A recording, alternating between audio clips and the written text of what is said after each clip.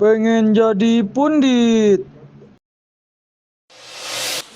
Selamat datang di Pengen Jadi Pundit episode 3, di mana kita akan membahas banyak sekali mengenai sepak bola, klub sepak bola, dan juga hal-hal yang berhubungan dengan sepak bola. Nah, bersama gue sekarang ada Bang Ila lagi nih. Halo guys. Oke nih, Bang Ila kan fans Madrid dan gue fans Manchester United.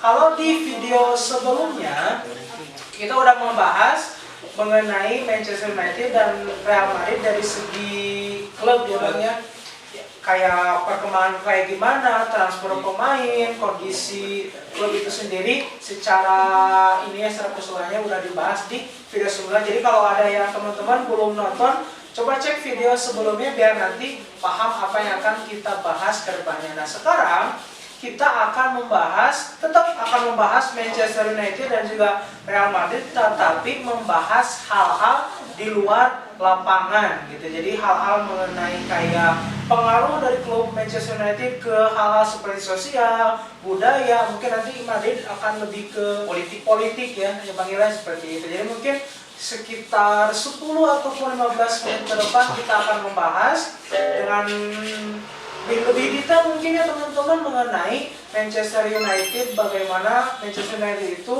mempengaruhi dari segi-segi bidang-bidang kehidupan lain yang ada khususnya di negara Inggris. Oke Bang Ila lihat. Nah mungkin di pertama MU kan semua orang juga udah tahu MU itu kayak gimana pengaruh dari segi komersil, dari segi sosial, ekonomi dan lain sebagainya. Nah Bang Ila nih MU ini setahunnya nih Bang Ila ya, setahun kalender musim itu secara revenue atau penghasilan uang itu kalau nggak salah per tahunnya itu sekitar 600 sampai 700 euro atau pound sterling. Itu kalau dirupiahin bisa hampir mencapai 16 triliun itu setahun.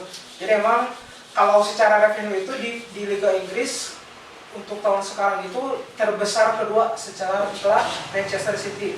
Manchester City itu kebanyakannya dari sponsor. Kalau MU itu banyak bukan dari sponsor aja, melainkan dari kayak tiket pertandingan, ada sponsor yang kit ataupun apa sih, jersinya MU itu kan dari Adidas. Kemarin itu kalau nggak salah per tahunnya itu 75 juta Adidas itu pasti ngasih ke MU untuk keperluan klub dan sebagainya gitu. Jadi MU ini secara penghasilan per tahunnya itu emang gede banget. Klub cuan lah gitu. Jadi siapapun pemilik MU itu pasti akan mendapat cuan yang gede. Dan itu menjadi alasan kenapa Glazer gak mau. Iya gak mau. Kemarin juga udah dibahas sih kalau Glazer ini emang susah ngelepas ini karena ya cuannya gede banget gitu.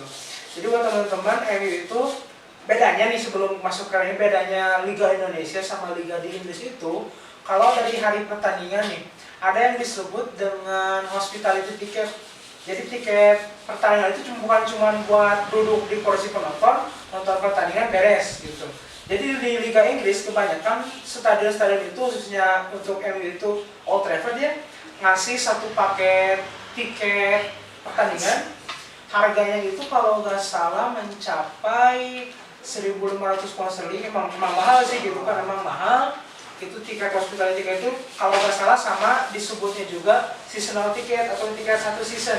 Jadi 19 pertandingan home itu semuanya didapetin di tiket itu.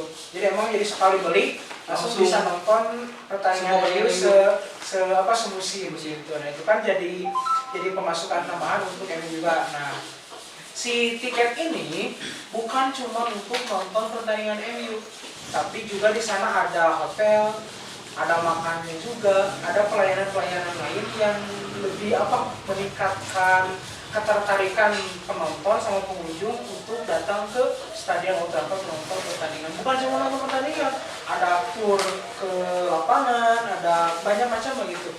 Hal-hal yang bisa dilakukan. Kalau di Indonesia kan cuma nonton doang, beli tiket nonton pulang udah nggak ada. Kalau makan mungkin di luar aja ya semuanya gitu. Kalau di Liga Inggris maupun di liga-liga top Eropa itu kebanyakan ada yang namanya hospitality ticket. Di Madrid juga pasti banyak. Apalagi kan kemarin habis renovasi kan ya. Udah renovasi yang stadionnya jadi luar biasa. Bisa ada gitu. Jadi memang klub sepak bola itu secara tidak langsung bisa ngasih ekonomi ataupun lapangan pekerjaan lah untuk orang-orang warga sekitar Old Trafford untuk berjualan di stadion itu gitu. Jadi secara ekonomi memang Manchester United ini tiap bertanding ini bisa menghasilkan penghasilan tambahan, bukan tambahan juga, mungkin utama juga ya untuk warga-warga sekitar Old Trafford.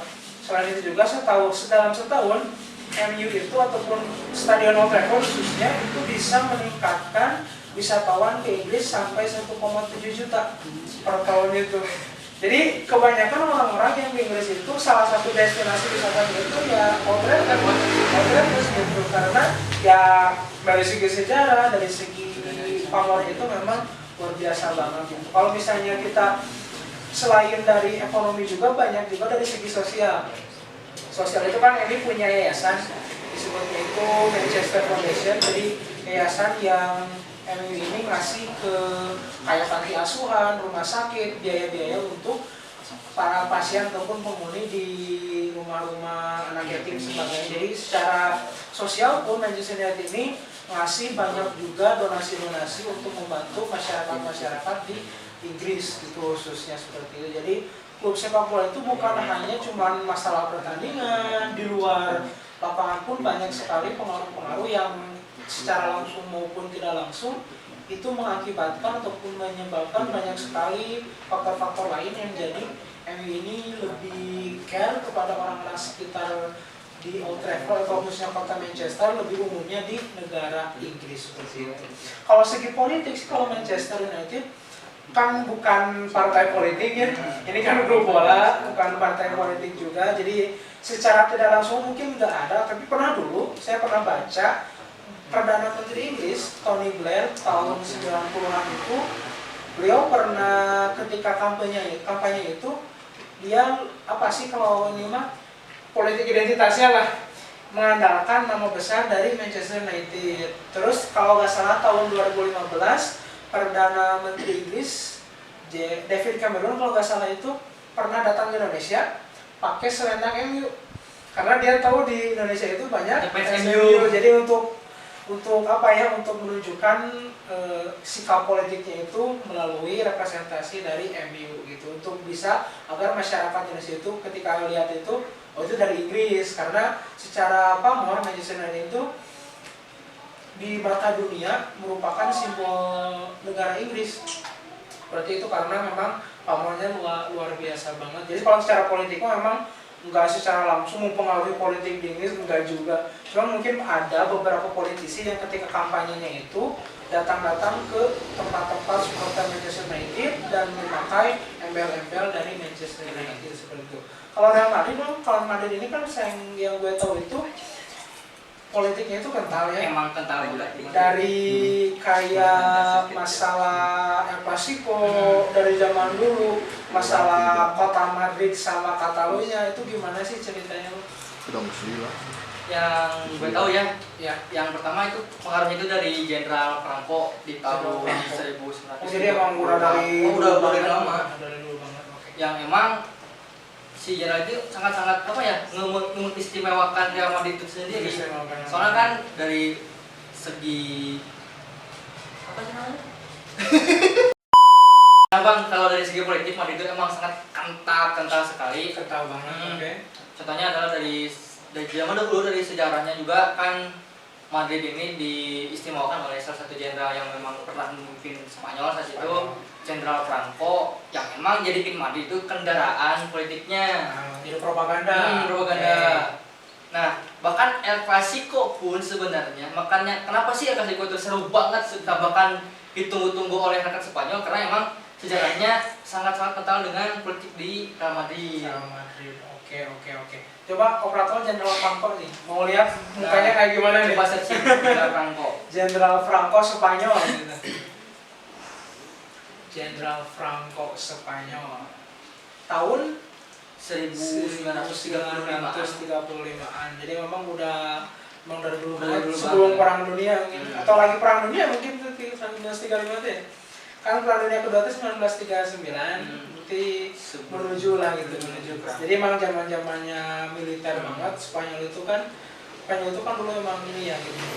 Jenderal Franco ini kan, nah ini ya. Jadi Madrid itu dijadiin kendaraan politik oleh Jenderal Franco ini. Itu sampai sekarang pun kan memang jadi perlakuan kota Madrid atau secara pemerintahan Madrid itu memang secara pemerintahannya banyak membantu ke Real Madrid. Bahkan yang paling mencolok ya, yang pas Alfredo De Stefano itu mau pindah ke Real Madrid. Nah itu kan si Stefano itu kan tadinya kan mau ke Barcelona bener kan ya. Cuman karena emang ada pengaruh dari si Franco ini, akhirnya si Stefano itu ke Real Madrid. Gitu. Nah makanya publik Spanyol menilai bahwa kepindahan si Stefano ini ada pengaruhnya oleh si Jenderal Franco, sehingga ya mungkin jadi buah bibir lah perbincangan di Spanyol bahwa emang Real Madrid ini sangat-sangat diistimewakan oleh si Jenderal Franco gitu. Sampai sekarang ini mungkin banyak orang yang memang spekulasi kayak gitu ya, bahwa Madrid itu dikatakan pro pemerintah, sementara Barcelona biasanya itu kan dulu Katalonnya itu rumornya itu kan mau memisahkan diri ya, separatis dan sebagainya. Jadi mungkin pemerintah Spanyol juga ke Barcelona itu rada ini ya tidak berpihak dan sebagainya gitu. Dan ada juga yang teori yang mengatakan bahwa si Real Madrid diciptakan ini buat melawan tindakan dari Catalunya yang mau memisahkan dari Spanyol sebenarnya katanya. Teorinya gitu. Tapi bisa aja memang masuk akal sih, masuk akal juga gitu. Jadi secara politik kayak gitu ya. Nah ini kan Manila tadi Jenderal Franco ini kan menjadikan Real Madrid sebagai kendaraan politiknya, apapun tingkah lakunya gitu ya, apapun tingkah lakunya itu pasti menggunakan Real Madrid sebagai propaganda untuk menguatkan posisinya di pemerintahan Spanyol.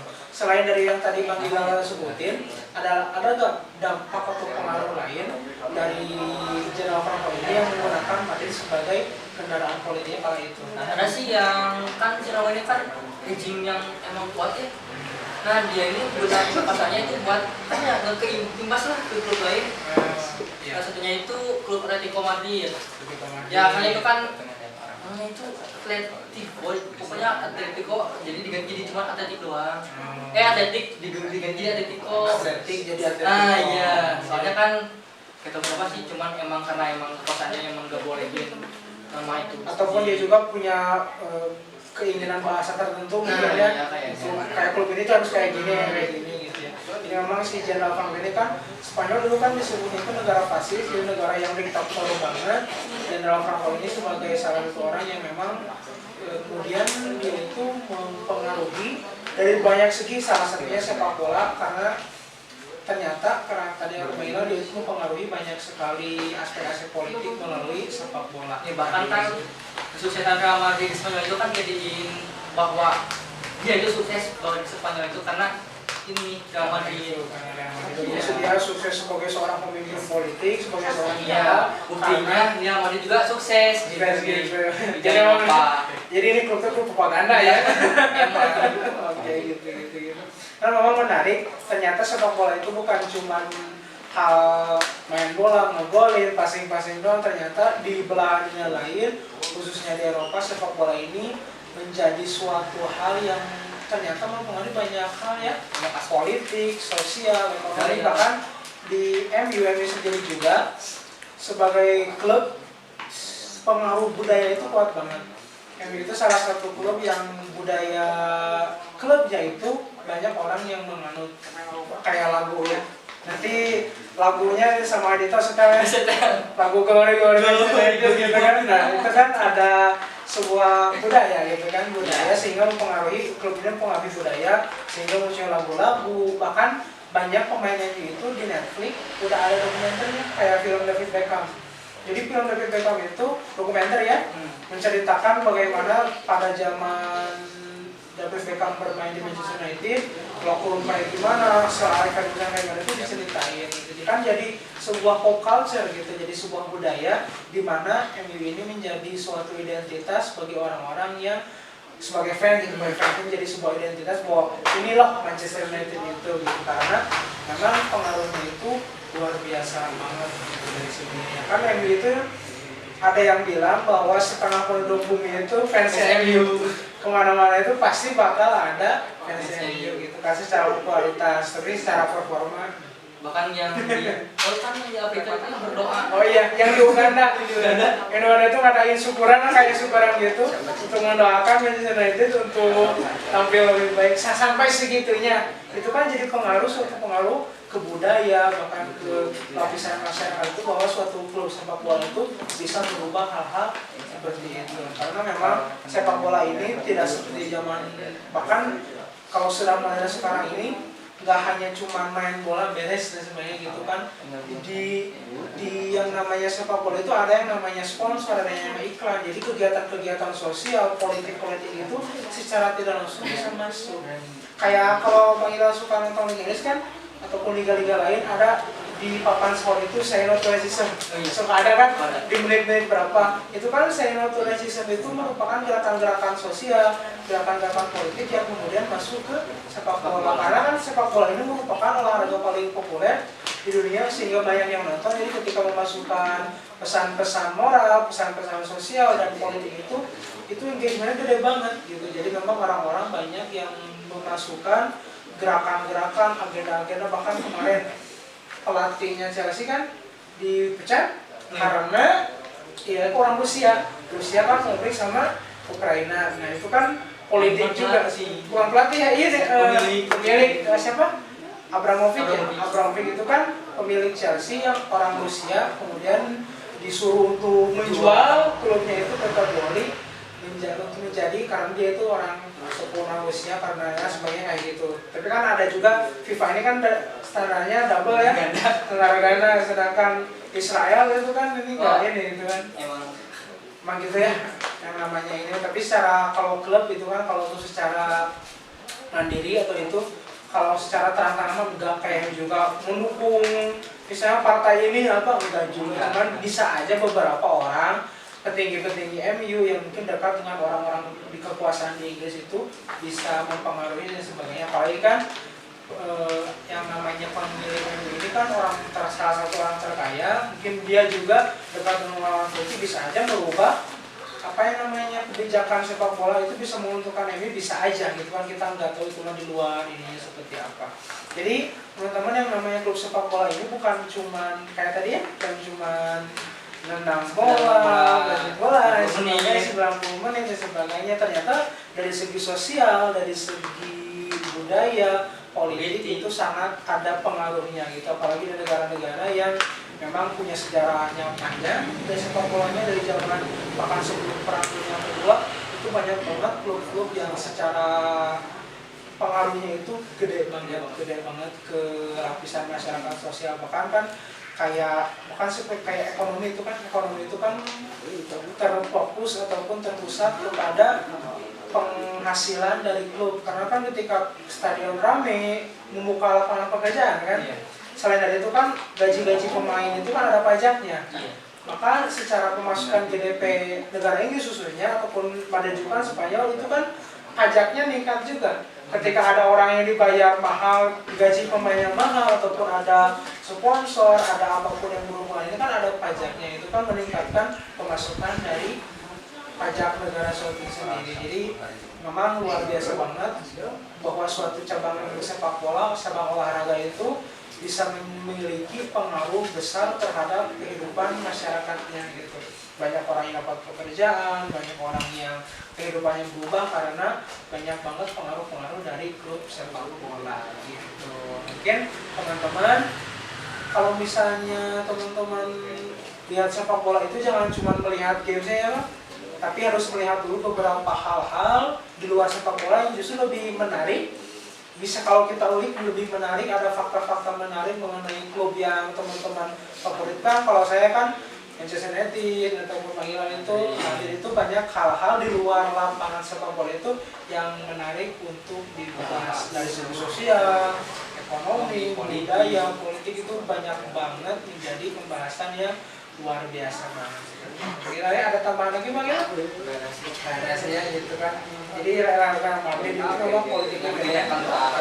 Sementara Manchester United itu secara sosial, ekonomi dan budayanya juga sangat kuat. Karena Manchester United itu banyak yang menganggap sebagai sebuah negara Inggris. Jadi ketika ngomongin Inggris pasti ngomongin Manchester United. Jadi Manchester itu red ya bang. Ya, Nggak ada Manchester biru. itu nggak ada yang biru-biru lah, nggak ada Manchester itu nggak ada yang biru, semuanya merah. Oke teman-teman, seperti itulah apa yang video kali ini pembahasan kita. Sebelumnya kalau pemirsa belum nonton video yang sebelumnya, Mila lihat dulu sebelumnya, baru lihat ke video ini karena agak akan nyambung nanti. Jadi lihat dulu video yang udah kita upload sebelumnya, baru nonton ke sini karena pembahasannya secara tidak langsung masih bersambung ya, Mila ya. Karena kita membahas dua klub yang sangat common, yaitu MU dan juga Madrid gitu kan, yang secara engagementnya besar juga seperti itu. Jadi gitu ya teman-teman. Mudah-mudahan ini menjadi sebuah sumber informasi bagi teman-teman yang menonton, siapapun di luar sana, menjadi sumber informasi, menambah-nambah pengetahuan dan gitu wawasan. Karena memang hal ini itu jarang ataupun kurang diketahui sama fan. Jadi fan itu cuma nonton bola gitu, tapi nggak tahu seluk-beluk klub kayak gimana, dari segi kayak gimana. Dan mungkin video ini bisa membantu membuka wawasan teman-teman lebih jauh lagi tentang Real Madrid khususnya dan juga Manchester United. Terima kasih Bang Ilal. Terima kasih Bang. Nah mungkin teman-teman Sama-sama. itu yang bisa kami sampaikan, mudah-mudahan bermanfaat. Next time kita akan ketemu di video selanjutnya dari Pengen Jadi Pundit. Jangan lupa like, komen dan juga share, subscribe juga ya. Oke, juga subscribe di channel Chaos Studio. Sampai jumpa di lain waktu. Bye bye.